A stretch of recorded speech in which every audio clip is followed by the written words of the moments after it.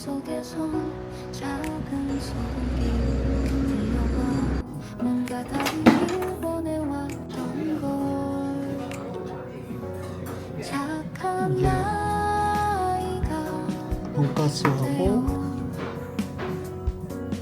내겐 아닌 길을 걷고 싶어 이걸 먼저 먹고 돈가스 착한 아이가 되어 이젠 다른 사람의 기대란 아닌 나의 소를 찾아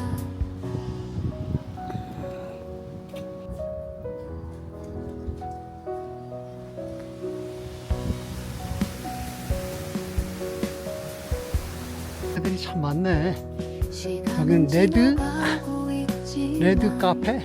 색깔이 아주 아트 포 라이프. 여기도 카페인가 본데.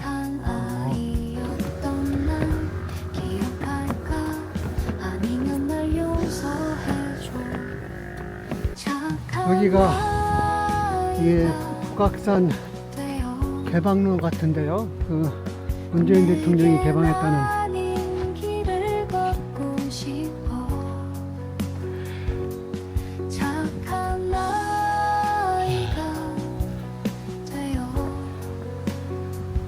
이젠 다른 사람의 기대란 아닌 나의 소를 찾아 있었던 자리 같은데요.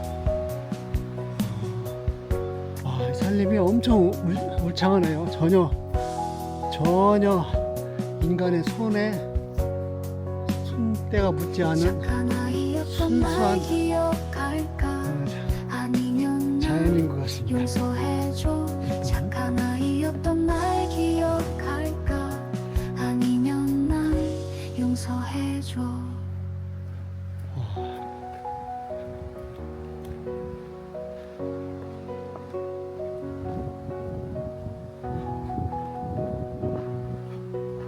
또 어디야?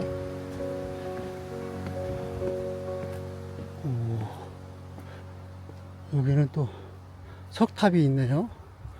석탑을 최근에 만든 것 같은데. 나는 왜 이렇게 살아왔는지 생각해봐 늘 다른 사람의 기대란 걸어왔던 하지만 내 산림이 정말로 울창합니다. 오랫동안 여기가 사람들이 다니지 않아서 그러는 것 같은데 사람의 때가 전혀 묻지 않은 그런 장소 같은데요. 내겐 아닌 길을 걷고 싶어 좋습니다. 착한 아이가 되어 이젠 다른 사람의 기대란 아닌 나의 소를 찾아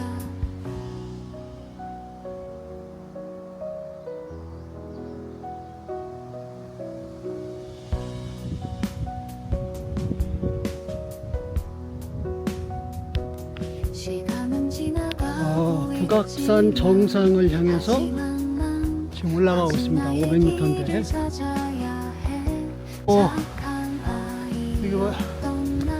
여기가 성이 나오네요.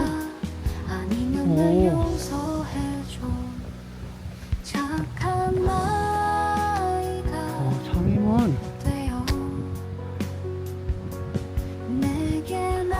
여기서 1km 가면 창의문이라고 하네요. 정상은 300m만 가면 되고.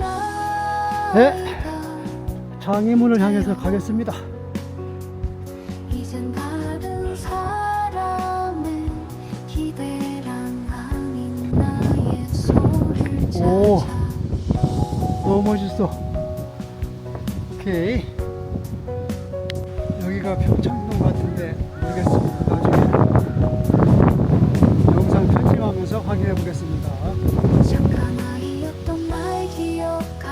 여기는 청운대라고 하네. 청운대. 청운대를 한 바퀴 돌아보겠습니다. 아니면 난 용서해줘.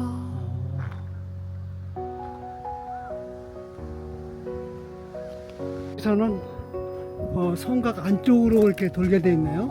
안쪽으로 이렇게 창의문까지 1km라고 합니다. 한번 가보겠습니다.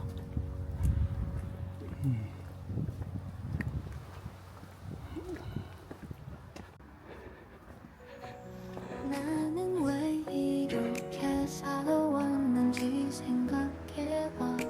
늘 다른 사람의 기대란 걸어왔던 소나무, 하지만 내 이게 실탄 자국인가 봐요. 맘속에서 하나, 둘, 셋, 넷, 다섯. 작은 소리 들려와. 뭔가 다르길 121 원해왔던 4대 소나무. 걸. 착한 핸드레일을 잡고 올라가는 하네요. 되어 두 칸씩 올라가겠습니다. 두 칸씩. 오케이. 두 칸씩. 두 칸. 오케이. 착한 아이가 되어 대강마루가 있다고 하네요. 다른 사람의 20m 정도는 갈 수 있습니다. 기대란 찾아 대강마루. 대강마루가 뭔가? 여기가 백악산 해발 시간은 지나가고 있지만 하지만 난 아직 나의 이쪽은 청와대로 가는 길인가 보다. 찾아야 해. 착한 아이였던 날 기억할까? 아니면 날 용서해줘. 착한 아이가 되어 내겐 아닌 길을 걷고 싶어. 착한 아이가 여기서부터 계속 내려가는 것 같습니다. 이젠 다른 사람의 기대란 아닌 나의 소를 찾아. 이 성을 보면 이게 충구가 밑으로 향해 있고 여기는 약간 위로 향해 있습니다.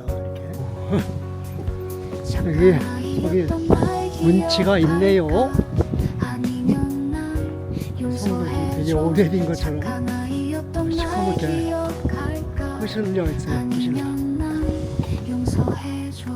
또 검문수가 굉장히 많은데 이 검문수들이 전부 다 철거가 된 것 같아요. 이제 오늘은 갑자기 지인이 이렇게 만나자고 그래서 만나서 특별히 할 것이 없어서 어디 갈까 고민하다가 부암동을 왔습니다. 부암동에는 제가 거의 벌써 한 7, 8년 전에 그 부암동 백사 계곡을 일행들하고 본 적이 있었는데 오늘은 백사 계곡을 가려고 가다가 또 다른 길이 하나 생긴 거예요. 그 길이 아마 한산 그 민생정부 때 개방했다는 그 도로 같아서 갑자기 거기로 걷기 시작했습니다. 걸어서 이게 바로 창의문입니다.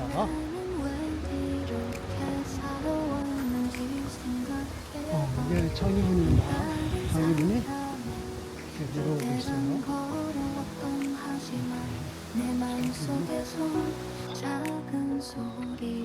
창의문입니다, 이게.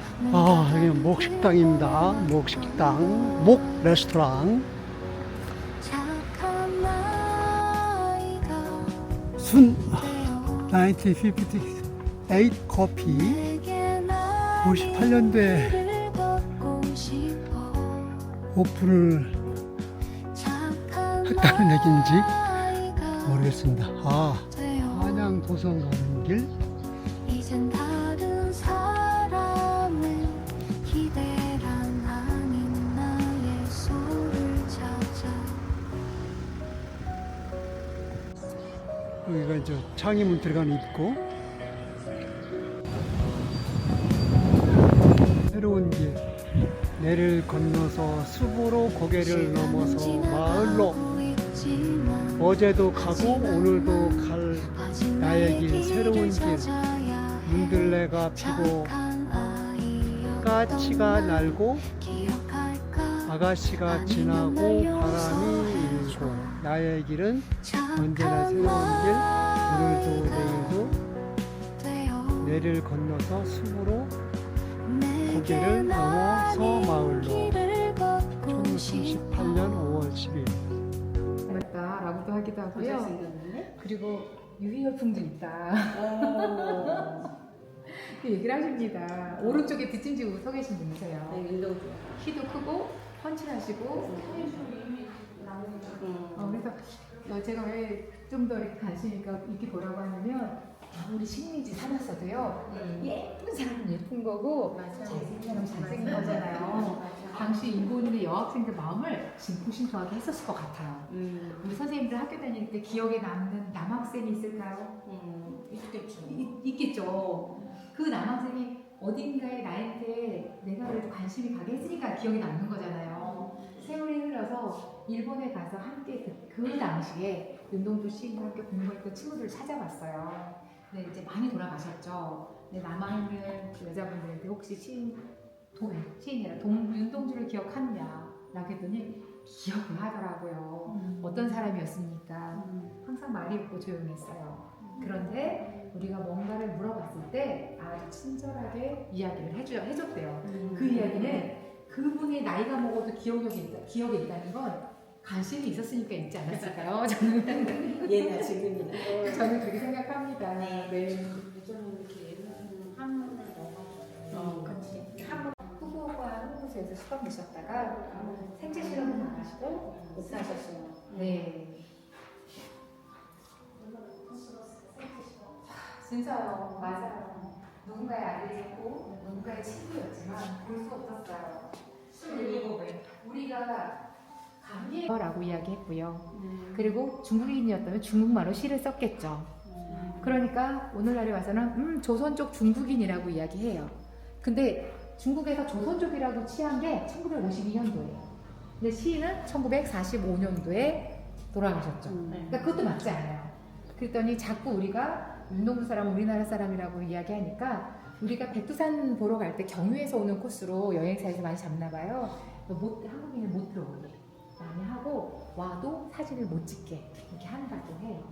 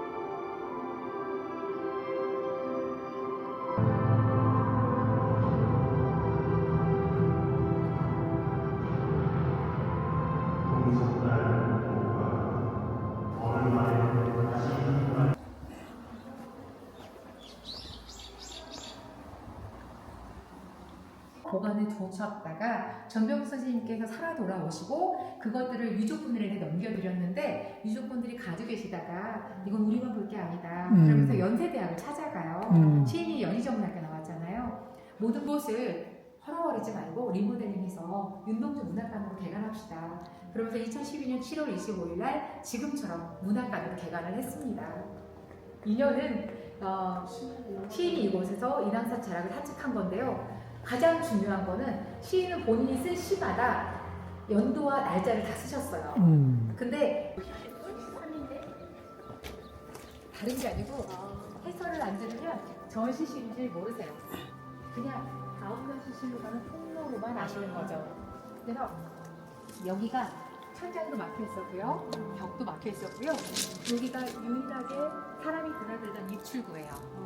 새로 된 상가리가 있었고 아까 가압장이라고 했잖아요. 이쪽에 물을 다 주민들한테 공급을 해주고 마르면 뒤에 있는 물을 공급해주면서 사람은 내려와서 바닥 청소를 하고 다시 새물을 받고 이걸 번갈아 가면서 사셨었어요. 오랫동안 버려져 있다 보니까 곰팡이 냄새, 물때자국 냄새가 너무 심했습니다. 그래서 어쩔 수 없이 중경을 열었어요. 무엇이 보입니까? 하늘. 또요. 하늘, 구름도 보이고요. 나무도 보이고요. 별도 보여야지. 밤에는 음. 별도 보이고요. 바람을 느낄 수가 있죠. 저희는 곰팡이 냄새 때문에 천정을 열었는데 여기서 파란 하늘과 구름과 딱이네요. 바람과 별이 다 보였어요. 시인이 쓰셨던 시 자화상이 연상이 되었습니다. 자화상 안에 우물 등장하잖아요. 자화상 안에 등장하는 우물은 성찰을 의미해요. 우리는 누구나가 내면이 있죠. 이곳에서 하늘을 올려다볼 때 내 안에 나를 한 번쯤 되돌아보았으면 하는 바람을 가져보고요. 사실은 문학관을 어떻게 해야 될지 감을 못 잡았었는데요. 이곳에서 마치 하늘이 보이는 것 같았어요. 메마른 바닥에서, 우물바닥에서. 그래서 이전시 실의 이름을 굳이 저희는 하늘이 보인다 해서 열린 우물이라고 했고요. 삼전시 실은 똑같은 공간인데 상태가 양호했어요. 천장이 막혀 있죠. 닫힌 우물입니다. 근데 얼뜻 보기에 육중한 철분이요. 감옥을 연상하게 했어요. 그래서 시인이 마지막으로 살다 옥사하셨던 흑봉과 형무소의 독방으로 설정하고 그분의 이야기를 한 11분가량 담아놓은 우리 문학관이 이렇게 쭉 스토리가 연계되다 보니까요. 우리가 왜 생명수하고 연관되는 게 물이잖아요. 사실 윤동주 문학관이 지어지기 이전에 우리나라 문학이 많이 침체되어 있었어요. 근데 문학관을 개관하고 나서 우리 선생님 연배들이 가장 많이 다녀가신 것 같아요. 근데 이 시대는 우리 아버님은 시집을 몇 권 정도 사서 읽으셨을까요? 글쎄요. 기억이 없습니다. 꽤 많이 사서 읽으셨어요. 최소한 5권 이상은 사셨을 거예요. 시집 몇 권이나 사셨을까요? 저 30권 넘게 샀던 것 같아요. 오. 대단하시네요. 근데 요즘 아이들한테 시집 몇 권이나 샀을까요? 그러면 안 샀어요. 왜 다르냐면 아버님, 어머님 시대는 학교에서 모든 시가 나면 다 달달달 외워야 됐고요. 가까운 문구점이나 서점 가면 책받침, 공책, 엽서 모든 거에 시와 그림이 있었어요. 시가 마음에 들면 그림이 마음에 안 들어서 다시 또 골라보고 휴대폰이 없었기 때문에 손으로 편지를 쓰던 세대예요. 그러다 보니까 연애할라 치면 연애 편지 쓰셨죠? 쓰셨을 거예요. 쓰셨죠? 예쁜 글을 쓰기 위해서 시집을 삽니다. 읽고 또 읽고 또 읽고 이미 문학 소년들이었어요. 근데 그러다 보니까 이제 졸업을 하고 나서 취업하기 바빴고요.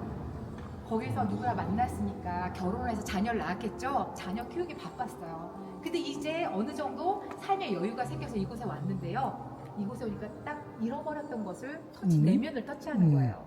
돌아가신 부모님도 생각나고요. 어딘가에 살고 있는 내 영숙이도 생각나고요. 내 철수도 생각나고요. 그러다 보니까 오시는 분들이 저도 꿈이 시인이었어요 하시는 분들도 있었고요. 제가요 일기를 쓰던 세대였어요. 근데 어느 순간 일기를 쓰지 않네요. 편지를 쓰던 세대였는데 편지를 써본 기억이 없어요. 그러면서 친구한테 편지를 한번 써봐야겠습니다 하는 분이 있었고요. 오늘부터라도 시를 좀 써서 죽기 전에 시집 한 권을 좀 남겨놓고 가고 싶어요 하는 분이 많았어요. 근데 오늘 요즘의 아이들에게 그 자리를 대신하는 게 있죠. 연예인. 그러다 보니까 뭐 K-팝이라든지 그러다 보니까 어떻게 보면 세대 차이잖아요. 그런 걸로 보면 우리 선생님들 세대가 더 문학적이다, 아름답다 이런 생각을 했어요. 그래서 문학관이 작지만 많은 사람들에게 이렇게 감수성을 터치하는 그런 공간이었다. 그러니까 물은 갈급할 때 먹어야 사는 것처럼 문학도 우리가 먹어야 아름답잖아요. 우리 문학관이 그런 의미에서 굉장히 많이 닮아 있는 것 같다라는 생각을 했습니다. 궁금한 거 있으면 물어보십시오. 네. 저기 해설은? 언덕 올라가는 네. 거기로 가면은 뭐가 나오죠? 저희 건물을 나가자마자 오른쪽 건물 위로 계단이 있어요. 계단 이렇게 올라가시면 바로 여기에 별드락이 있습니다. 책도 있고요. 테이블도 있고 필사를 해볼 수 있는 곳도 있어요. 자유롭게 이용하시면 되고요. 그 다음에 올라가는 길은 그냥 쭉 올라가시면 무대가 있습니다. 그리고 거기 시비가 있어요. 앞에는 서시가 있고요. 뒤편으로도 돌아가면 시가 있어요. 슬픈 족소. 그래서 많은 분들이 앞에만 보고 안타깝게 뒤를 안 가봐요. 가서 시를 한번 읽어보시면 좋고요. 만약에 지금 여기가 시작하는 공간이라고 하면 다 보시고 나서 거기 이렇게 정자 쪽으로 내려가셔서 좌측으로 이렇게 돌면 화장실 안쪽으로 청문문학 도서관이 있습니다. 그쪽으로 내려가셔서 청문문학 도서관 굉장히 아름다워요. 그리고 밖에만 보시지 마시고 그 지하로 내려가서 도서관 안 탐방해 보시면 좋아요. 그리고 나서 다시 나와서 다시 언덕으로 올라가시면 인왕 자락길 안쪽으로 해서 쭉 가시다 보면 초록책방 더숲 나오고요. 좀 더 가면 무무대라는 전망대가 나와서 대한민국 1번지가 한눈에 내려다 보여요. 오늘 맑잖아요. 이런 날 가시면 우리나라가 이렇게 아름다워? 그냥 한눈에 탁 보이는 전망대가 있어요. 그리고 보시고 나서 조금 더 내려가시면 수성동 계곡이 있습니다. 그쪽으로 쭉 내려가시면 아까 시인 윤동주가 매일같이 산책하셨던 곳이기도 하고요. 조선시대 안평대군이 별장을 지었던 곳이기도 하고요. 그곳에서 30살 나이에 꿈을 꾸고 그림 그린 목류도원도를 그린 곳이기도 해요. 그리고 나중에 세월이 흘러서는 이산과 구본웅이 뛰어놀기도 했고요. 우리나라의 황소화가 그러면 이중섭화가 떠오르시죠?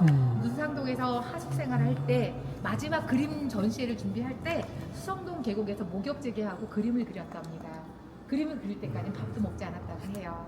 그 이전에 더 올라가면 겸재정선이 그림을 그렸던 곳이죠. 수성동 계곡 인왕제색도. 당시에 문인들, 예술가들이 활동했던 곳이 지금의 경복궁의 서측, 지금 세종마을이라고 불리고 있는 마을이에요. 그래서 사실 발길 닿는 곳 하나하나가 역사가 담겨 있는 곳입니다. 그렇게 해서 오늘 탐방하시면 아주 좋은 코스가 될 것 같습니다. 나가서 오른쪽으로 건물 나가서 우리 문학관 끝나죠. 바로 오른쪽 계단으로 올라가시면 돼요. 네. 그렇게 해서 계속 청문학도서관 올라가셨다가 만약에 여기는 북악산 팔각정이네요. 살아왔는지 생각해봐. 별다른 사람은 기대란 걸었던 하지만 내 맘속에선 작은 소리 들려와. 뭔가 다르길 원해왔던 걸. 착한 아이가 되어 내겐 아닌 길을 걷고 싶어. 팔각정을 돌고 있습니다. 팔각정. 일가? 이가? 아, 그게 아니라 이게 일가, 이게 하나니까. 다른 사람의 오. 기대란 아닌 나의 소를 찾아.